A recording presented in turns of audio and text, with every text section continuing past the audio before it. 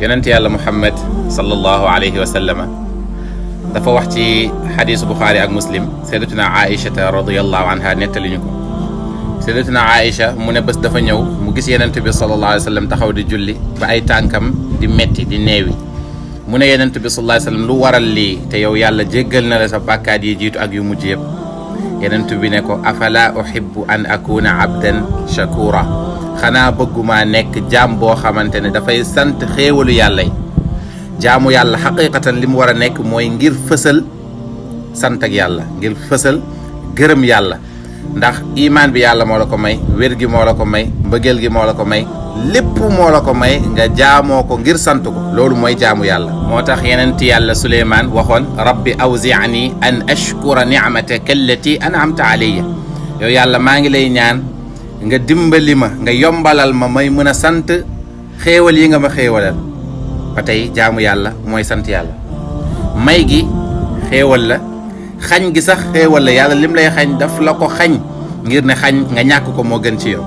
moo tax yenent yàlla Ayyub ba ko yàlla tegee feebar bu metti ba mu muñ, yàlla ba mu koy tagg dafa ne ni'mal abd, est-ce que sama bii la jaam. yenent yàlla Suleymaana ba ko yàlla mayee xéewal ga itam mu sant ci yàlla, yàlla daf ko tagg ne ko ni'mal abd, est-ce que sama jaam bi. amul ci alquran ñu yàlla taggee ni'mal abd lu dul ñaar nii. lu muy jàngale mooy que ne su ma la mayee xéewal santee ma ko, su ma la tegee nattu santee ma ko, parce que li ciy làkkatu ba tax ma teg la ko man maa ko xam yow xamoo ko. te it koo fi gis muy ñaxtu, koo fi gis muy ñaxtu, boo xoolee 95% ci ay mbiram yépp a ngi dox, 5% moo ci doxul muy ñaxtu. waaye wallahi alazim bu xoolee li ko yàlla defal moo ëpp fuuf te sant ko ci, gërëmu ko ci, waaye bu ko dara ci naqar dalee rek mu commencé di ñaxtu ci yàlla wala di ñaxtu ci mbindeef yi. loolu dafa laaj kersa ci yàlla. moo tax booy julli santal yàlla, ndax am na ñu yàlla weddiloo boppam, yow nga bokk ci ñu gëm. booy julli santal yàlla, ndax am na ñu bëgg a taxaw julli mënuñ ko ndax feebar. booy saraxe santal yàlla, ndax am na ñu yàlla xañ yow mu may la.